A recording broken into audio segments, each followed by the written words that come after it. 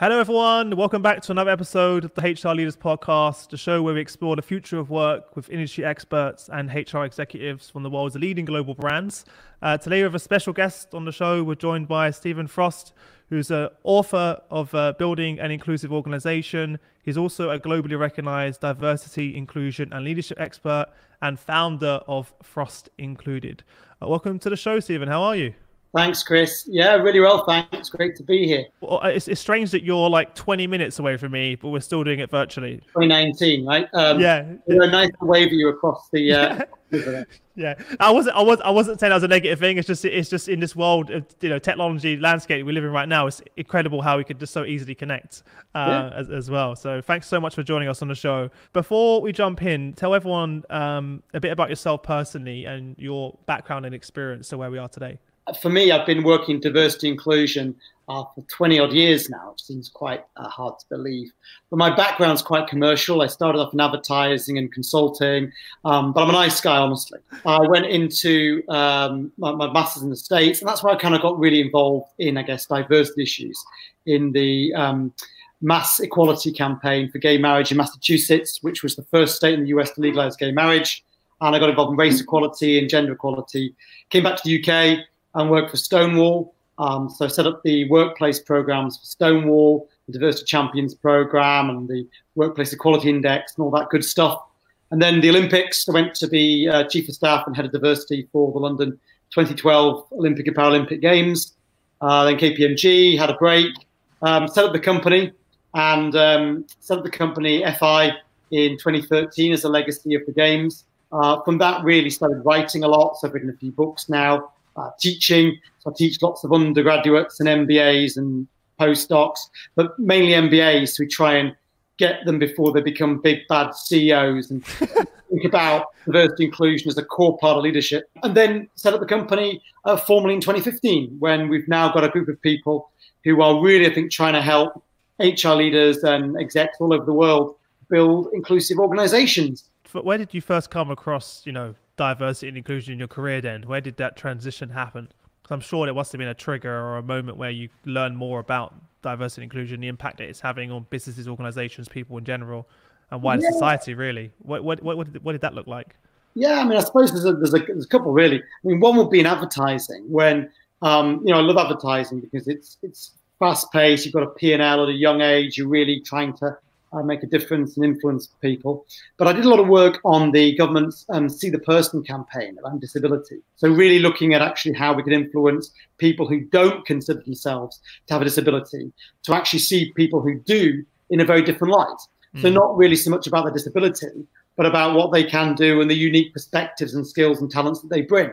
So that for me was a key part, that we weren't selling chocolate bars or toilet paper. We were selling actually the idea that disabled people could contribute in brilliant ways that people that didn't have disabilities often overlooked. And so that was really kind of a key moment for me, which I've got to thank advertising for. And then I suppose the second one was in the States when I got involved in the equal marriage campaign, when, you realized actually that here we were in the 21st century, and actually just by virtue of how you were born, we had very different legal rights. And that was crazy. Because it had nothing to do with merit or ability or meritocracy or, it was just crazy. So for me, that was another moment when we mobilized lots of people, gay and straight, to try and actually achieve legal equality for people under the law. And that was a big deal. And I think for me, being involved in that was quite a formative experience, but also the results were wonderful because you ended up with, literally thousands of people of all persuasions celebrating as people got married for the first time in their lives. Amazing. So let's jump into the topic of today's show. I really wanted to give people something tactical and tangible and some steps they can, go away and implement and have an impact. They can have an impact immediately. Because a lot of times we talk about this topic and many times it's sort of surface level. And there's not much meat behind it in many cases. So let's jump into, the 5 steps to building an inclusive organization. Step 1, and which is strategy. So I'll let you kind of jump in here. For me, this is really important to start in this place, right? Strategy, because so many really great organizations and really great women and men who really mean well on diversity inclusion don't actually get the strategy piece at the very beginning. And we still meet lots of really great professionals who think that diversity and inclusion is something that you do on a Friday afternoon, right? Yeah. Or it's basically something that employee resource groups do, or that someone in HR does, rather than actually truly understanding the power and the potential of diversity and inclusion to help the overall strategy of the organization. So whether you sell drinks or build cars or sell financial products, whatever it is you do, how can it be better through diversity and inclusion? So if I give you an example, if I look at, for example, some financial organizations, they put a lot of effort and resources into diversity and inclusion, but it's still a segregated work stream. So it's still this kind of segregated work stream with a separate budget. And so it appears as a cost line item in the accounts. Mm-hmm. It's not actually a methodology of how you do stuff. So if I kind of give you the counterfactual first, and then I guess give you the good news second. Okay, good. Take you down before bringing you up. If you look at where the lack of really understanding strategy, how that goes badly wrong. If you look at, for example, driverless cars, we know, unfortunately, from a Georgia Tech study last year, that driverless cars tend to bump into black folks more than white folks, right? That's crazy. I remember you telling me about that on our last call, and I went and researched it. I was like, really? Yeah.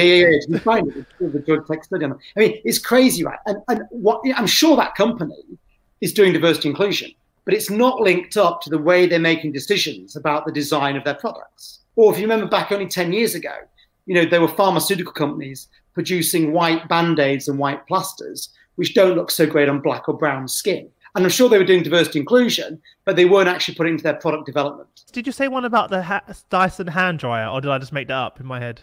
There's a hand dryer, which is basically where, you wash your hands, it's automatic. And there's a slight delay for darker skin. When you put your hands on to wash your hands, there's a delay on because it has a harder time seeing darker skin. Yeah. So there's a ton of these things, right? With its cars, with its taps, whether it's, all this stuff. And it's basically because bias is inbuilt. And a segregated work stream on D&I is all good and well. But if it doesn't tackle the bias that influences the strategy of what the core business of the company is, then you're massively missing a trick. So if I take the Olympics and Paralympics, for example, right? But truth be known that whilst we said loads of stuff in the bid to win the games in 2005, after we won it, there were lots of brilliant women and men who really cared about diversity inclusion, who would say, Steve, I really care about this. It's really important, but I've got 16 million tickets to sell. Steve, I really care about this, but I've actually got to recruit 200,000 people. Or I really, really care about this, but I've got to build 134 venues. And so actually, whilst they really care about it, the road to hell is paved with good intentions, right? That we would see it as an opportunity cost. Something we do on a Friday afternoon, if we're not too tired, if we've got a bit of money left over. It's an afterthought, almost. Right. And it took us about a year to shift that 180 degrees to, rather than it being an opportunity cost, how could it be a methodology of doing what you have to do? How could it actually help you recruit 200,000 people? How could it help you retain those people when they weren't necessarily going to get a wage rise for 5 years? How could you actually attract new suppliers? How could you challenge the suppliers you've already got? How could you make people feel they were part of this and get better customer service going on? And it took us about a year to shift that conversation, but we did shift it. And we got loads of people throughout the business to really own diversity inclusion, not in a trite way or a tokenistic way, but as a core part of strategy that helped them in their day job. And that's what I mean by strategy. That it's a forethought, it's conscious. It's how can this help me in what I do every day? How can this reduce costs, increase revenue, penetrate a new market, get a better product, improve our decision making, rather than it just being a separate thing. So what are some of the steps that you took then? Some examples you could give to people of how to go about, because I'm sure everyone listening agrees with you, but a lot of them are like, what next? How do I go about, achieving this internally and bringing it to the forefront? One is basically start with the counterfactual, right?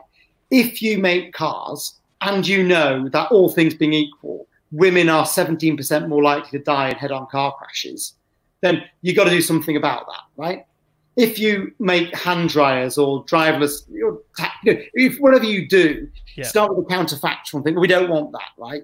We don't want to be another Blockbuster or Nokia or Swissair or Kodak or Lehman Brothers.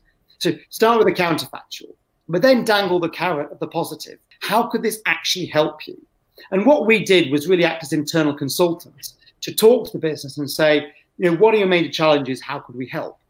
And if I pick on, for example, supply chain as an example, often procurement directors' primary goal is cost, right? They've got to get costs down. And they see diversity and inclusion as an additional cost. If I've got to get more suppliers or engage more SMEs or minority-owned businesses, isn't that more time and money? Rather than actually getting to understand that if you increase the number of people taking part, have a downward cost pressure, increase competitive pressures, increase innovation, reduce costs, it can help you with your number one goal of getting costs down. It's now an open secret that with London 2012, we did a big push on supply diversity, which was great to have diverse companies bidding and being part of the supply chain.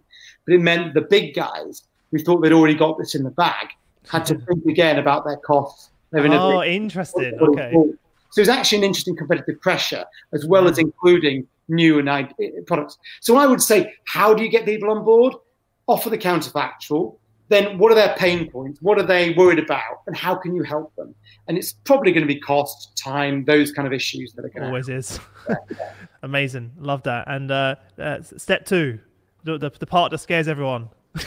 Data. Yeah. Data. Yeah, lovely.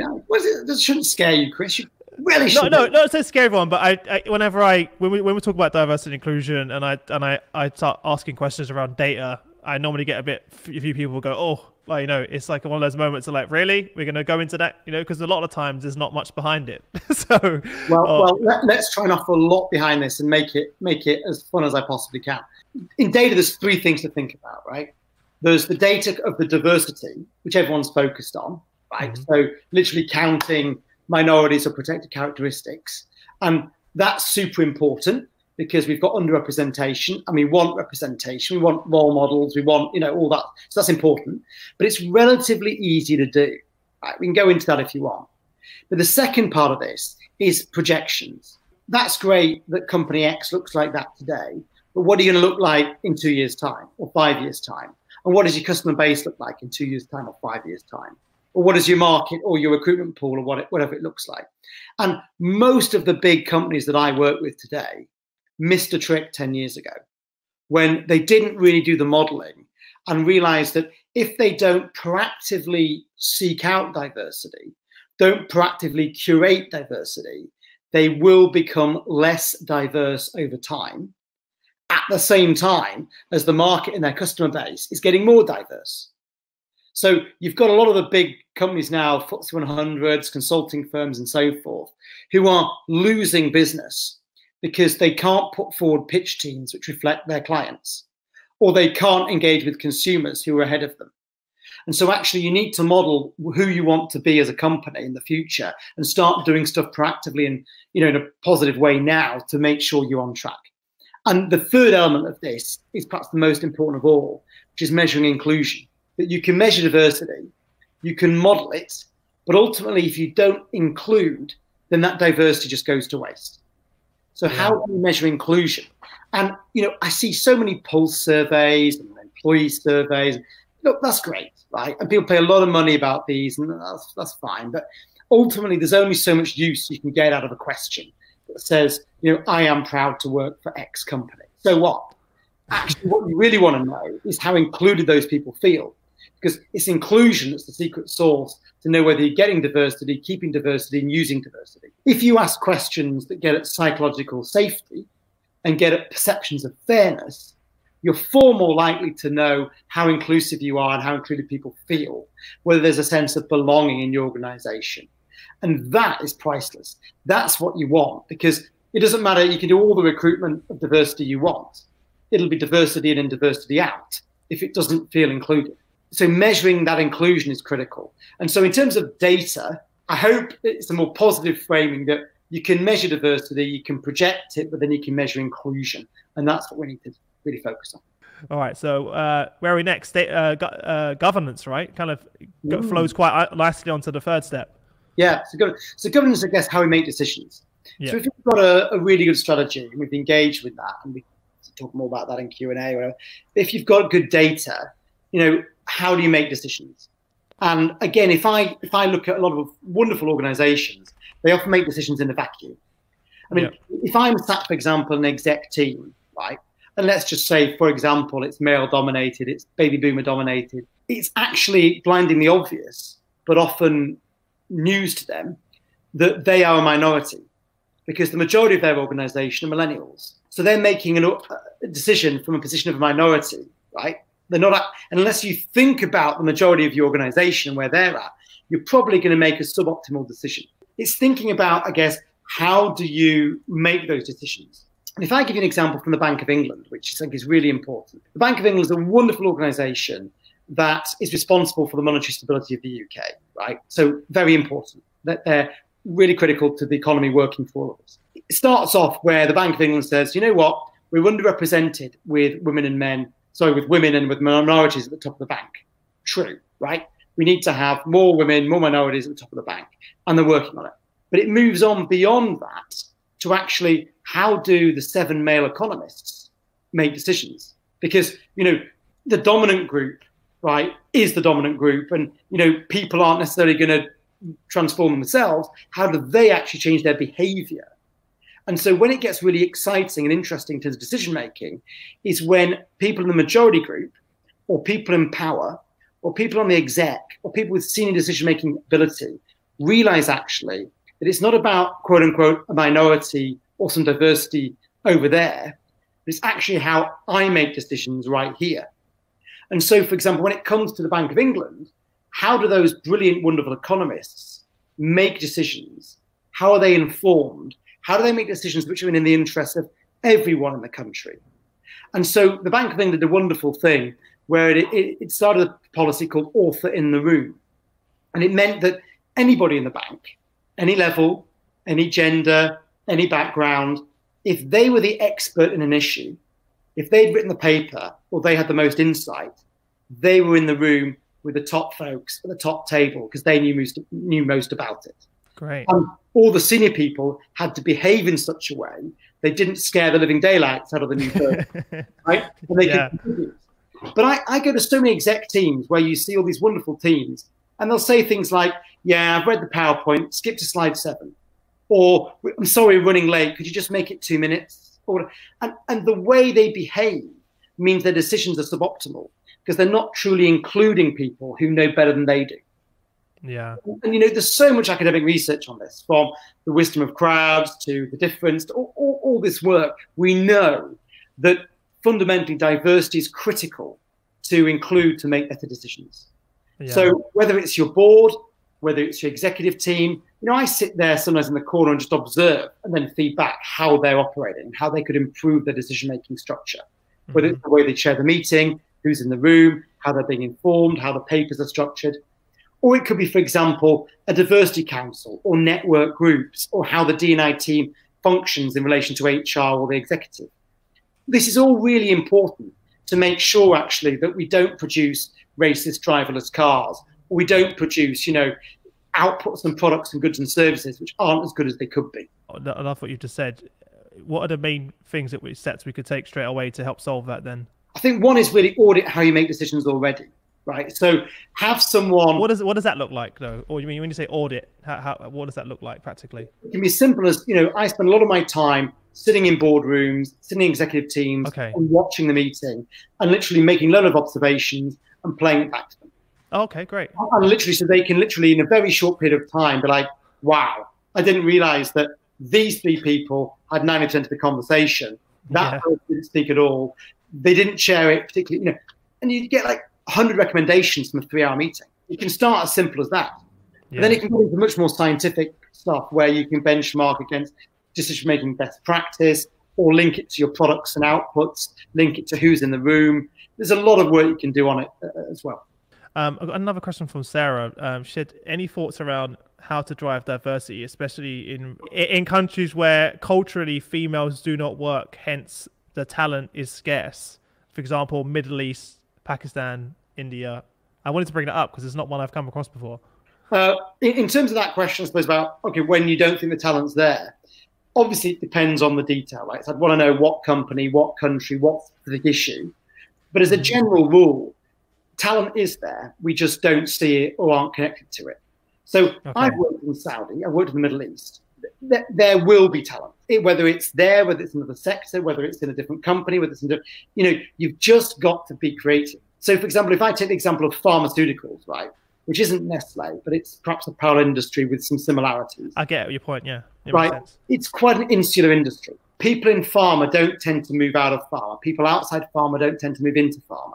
And so they'll say, oh, we can't find any female financial controllers in the Middle East. Well, have you looked at female financial controllers in the automotive sector or in the finance sector, right, who would be perfectly suited to come into pharma? Or have you looked at labour mobility within your organisation? Or have you looked at mentoring or sponsorship? There's a load of creative ways to think about this. I refuse to admit that there is never talent available, right? Yeah. There's always a way. Okay, well, thanks so much for that. Sarah said thanks. So step 4, I feel like one of the most crucial ones, leadership. It is crucial, right? Because at the end of the day, if you don't have buy-in from people and they don't get that it's about them, then you're going to have a tough time. I think this is really about reframing. And it's about reframing to smart people that if you're smart and you care and you're good at what you do in your day job, why don't you apply a bit of that smartness to this challenge of diversity and inclusion? Because it's a top-level global challenge now that's coming down the road at 1 million miles an hour. How do we get people to take it seriously? I think one is to kind of deal with the top-down, so the board, the exec, senior folks, get them together and get them to look in the mirror. Hold up the data. Here's what your company looks like quantitatively. Here's what it looks like qualitatively. Here's some testimonials. People can't really ignore what their people are saying. Yeah. Here's some data on you personally, if we've done a bit of diagnostic on you. So here's some data, right? Look in the mirror. And then can we reframe it to actually make it about them rather than somebody else? So a theory and I guess a process that we developed at the London Olympics and Paralympics was a very simple process I've put in all of my books and work about understand, lead, deliver. So understand, what's my why? Am I doing this because I have to, or this guy, Chris, said it's really important, or the HR director said I've got to do it? Or am I doing it actually because there's something in it for me, that actually it could improve my own decision-making? It could de-risk my decision-making. It could help me into a new market. What's my personal why? And I think we can spend a lot of time on understanding what your why is. We can give you a business case, we can give you a quant, we can give you qual, but ultimately it's about you figuring out your own personal reasons for doing this. For me, I really care about this. I care about having gender equality and other forms of diversity around me. But I also care selfishly because it helps me make better decisions. I'm full of bias like you are, like we all are. And if I can have people around me who are as different from me as I can handle, it will help me see my blind spots. It will help me mitigate the decisions I'm about to make and so forth. So it's quite a selfish pursuit, really, to have people who are as different from me as I can handle around me to help me make better decisions. And we've got lots of examples where that can go hilariously right and wrong. Then really lead. So understand, then lead. So what's my role in this, right? What's it got to do with me? And we can do things like look at your own in-groups and out-groups. We can look at how you make decisions. We can look at actually how you can improve your decision-making and you can improve your role through diversity. And then we look at deliver. So what am I going to do? So if I understand I'm leading, what do I do? What are some practical things I could do? And often it's really, really simple stuff, like the way you run a meeting, or the way you manage your direct reports, or the way you get information to make decisions, or who you mentor, who you sponsor. And what we often find is that the more senior you go, the more intelligent people think they are, the more responsibility they have. I'm afraid to say tends to be more blokes than women. They find it very hard to admit vulnerability and admit they don't know something. And so how can we get them to open up about what they don't know and help them? So I know CEOs, HR directors, senior people in business who are brilliant at what they do, but they're lousy at running a meeting. Or they don't know what language to use when dealing with someone of a different ethnicity to them. Or they don't know the acronyms around LGBT+, right?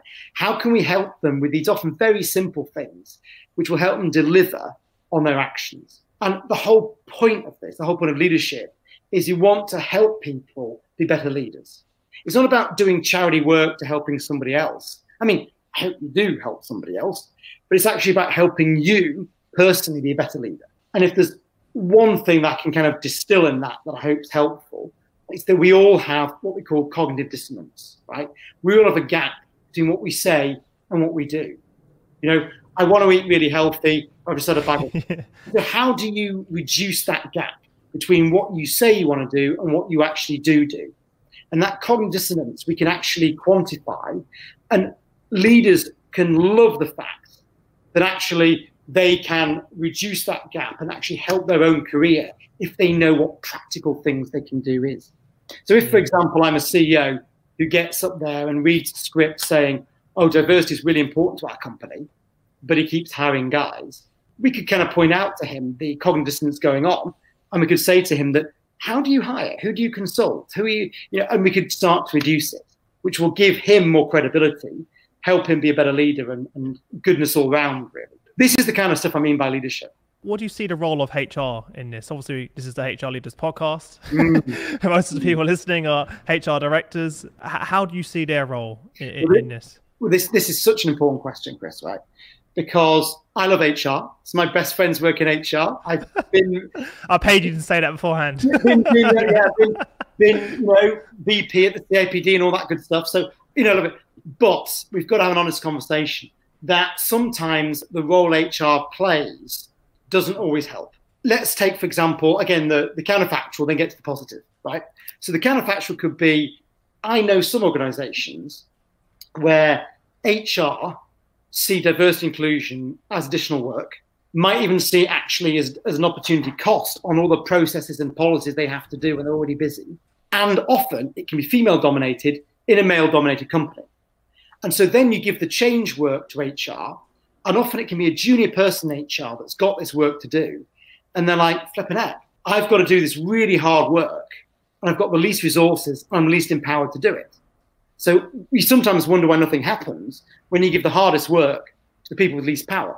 Positive that HR can do, and I know now tons of HR directors and HR leaders that are getting involved in this, is embrace this, not out of some sense of charity or, I've got to take on board the D&I thing now, but actually as a really strategic issue that they can take to the business and improve further their reputation, improve engagement, help leaders even more. Because this is a big deal, right? It's not going away. And if HR embraces this, it can improve further their standing in the organization. It can give them a really intelligent discussion point with business leaders. It can actually reinforce the strategic role they can play in shaping the future of the organization. When some business leaders and line managers still think HR is about payroll and employee tribunals, right, important though they are, we can actually get business leaders to realize that HR are facilitating conversation, which is ultimately about the future of the business, which is ultimately, do our people match our clients and our customers? Are our leaders able to lead, right? Do they feel able to be vulnerable? Are they psychologically safe? This is really important stuff for companies to lead effectively. The Bank of England needs its top people to feel psychologically safe so that they can dissent from decisions and challenge people to make sure we're making really important decisions about the economy, right? Yeah. That's a job that HR can facilitate. And so the role that HR can play is crucial. But I know that in some cases, we've got some work to do to shift it from, oh, crikey, I've got to do this D&I thing, to being a really positive way of engaging the business and leading. I completely agree with you, but I do feel like we've come a long way though, right? Yeah, I mean, if we were having this conversation 10 years ago, I was very involved in the CIPD then, and we were talking a lot about D&I's role. Mm-hmm. Now we're not talking about D&I's role, we're talking about how best to enact it, right? Yeah. So we have. And if I think about all the clients I work with, I suppose it's by a sample, but they're wonderful, thoughtful leaders who actually want to take this and take it to the business. And in some cases, be a bit disruptive and challenging, right? It's always easy to hang out with people you already know. So it's very easy to say, oh, yes, we've done that CSR initiative. And actually, it requires, I think, a bit of courage, a bit of intellect, a bit of disruption to take it to the business and get value out of business for it. And I know lots of wonderful HR leaders that are doing that now, and that's great. And I love partnering with them. Now on to step 5. Okay, very good. So the 5th step, so we've got the strategy down, we've got data, we've got governance decision-making thought about. We've got leadership going on. The fifth and final step is systems and processes. So every organization has systems, right? A recruitment process, a performance evaluation matrix, a supply chain.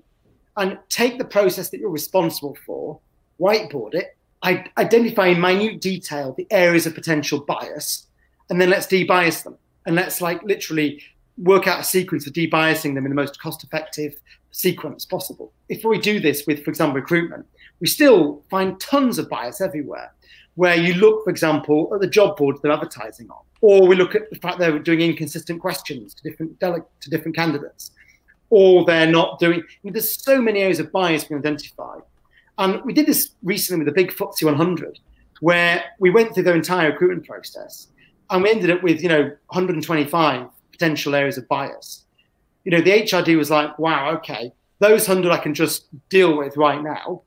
The other 25, he took the exec team and got them to, in some cases, fund, in some cases, agree to. And you measure the pre and post, and you can see the benefits and the difference that it can make if you just de-bias these systems. For me, that's the fifth and final thing, really, that, in addition to all of the above, if you can de-bias your systems, it doesn't really matter what a user thinks about diversity inclusion or whether they're on board or not. If you change the way that decisions are made and you change the systems and processes, you will get a more meritocratic, better outcome. Amazing. Well, there you go, guys. The 5 steps to building an inclusive organization. We promised it, and Stephen definitely delivered it. So let's go back to the original question, which was, could you explain practical ways of how you would apply D&I during the recruitment process in particular? So step 1, map it out. So literally whiteboard it, right? From the very beginning, the marketing, the EVP, the attraction, through the long listing, short listing, interviewing, map out the whole process. If it's super complicated or there's a huge volume, you can chunk it up. But let's say whether it's a chunk or the whole thing. We then literally identify areas of bias. So literally, in the same way I'd sit in the boardroom with an exec or a board and identify loads of ways their meeting and decision-making isn't optimal, you'd look at a zillion ways that actually there was bias in the recruitment process. Let's pick one example, right? Let's say that, and this is a real example from a bank, that there were about 12 interviews and they were all one-on-one and they were at various times of the day. Red flag there is one-on-one to be avoided, because you usually need one person to speak and one person to listen, or you need a more diverse panel to kind of cross-calibrate diversity in the room. 2, similar kinds of day, because we know that people are grouchy at different times of the day.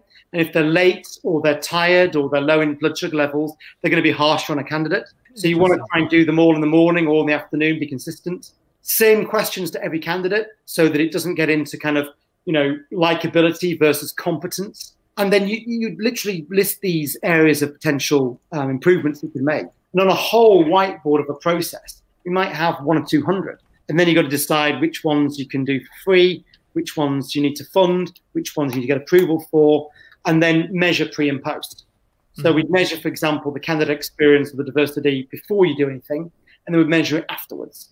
And, we'd hopefully demonstrate an ROI on what we've done. Marina said as well, she said the biasing in practice. Are there any case studies that you could share? Yeah, I mean, I won't name the company, but I mean, yeah, sure. The recruitment process was pretty horrible when I found it. But it was the FTSE 100. It was a major company. When you looked at where they were sourcing people, it wasn't diverse, right? And so on the supply side, how can you diversify? So in this case, for example, they were attracting no ethnic minority applicants. Well, in that case, why aren't you looking, for example, at Elevation Networks or Stephen Lawrence Charitable Trust or lots of interesting talent pools that you might not be tapping into, right? Second was, in the labour providers they were using, they were paying a lot of money and weren't necessarily measuring the effectiveness of them. So how can you literally benchmark them all to see where you're getting bang for your buck? And we did that with, for example, job boards, employment agencies, headhunters to look at that and correlated them with their actual diversity. Then you could look, for example, at the candidate experience, right? So to the point that someone made earlier about diverse panels and diverse teams and so forth, we've also now started using de-biased application systems. So you actually literally have blind recruitment, and you can literally get a de-biased sample before you start looking at them. So there's lots of practical things like this you can do, and I could go on for hours about the rest of what you can do. But they're just sort of a flavor of some things that you can practically do to de-bias your recruitment. Someone messaged me manually on LinkedIn. Thank you for the dedication that you didn't put it in the chat, and you messaged me manually on LinkedIn to make sure I saw it. They said, do you have any research around gender pay gap? So we've done research in the pay gap 2 years running now, since it's been launched 2017. And we looked at, we did quite a cheeky thing, first of all, but it's based on publicly available data. So we correlated the award winners on gender. So those who've won awards in the Times Top 50, the Catalyst Awards, and so forth. And we correlated those award winners with their actual gender pay gaps. And we found I feel like I know what's coming. Yeah, we found an inverse correlation. I mean, it was very significant that the majority of the award winners had a larger than average gender pay gap. And actually, there were quite a few non-award winners who were the best. So it was blatant. It was there. And so we've actually written to a lot of the organizations that were contradictory and said, look, and some of them have said, oh, whoops, thanks. Some of them are now working with us. But it just goes to show that people are investing time and money in things which aren't having an effect. And just think how much better it could be if you did stuff which did have an effect.